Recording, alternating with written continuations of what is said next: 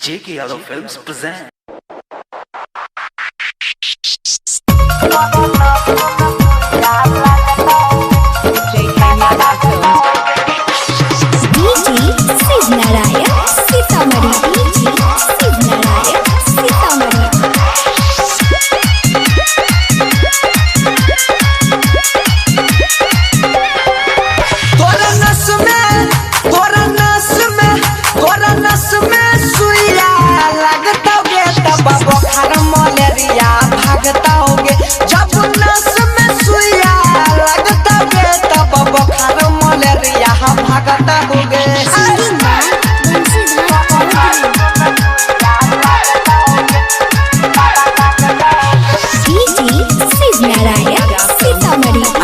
बात बताइए एकरा से पहले बुखार आवे होगे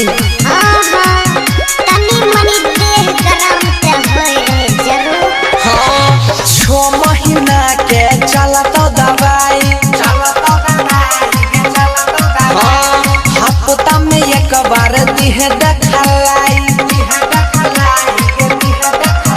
कमजोरी जैल से भागता के तोरा नस में सुइया लगता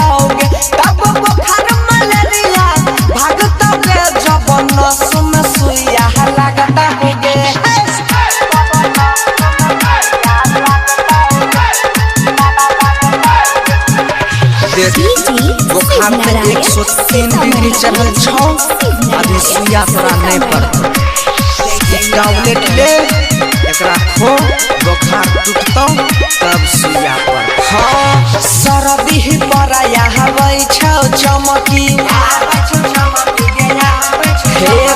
गरमी से उठै छौ बमकी भागेगा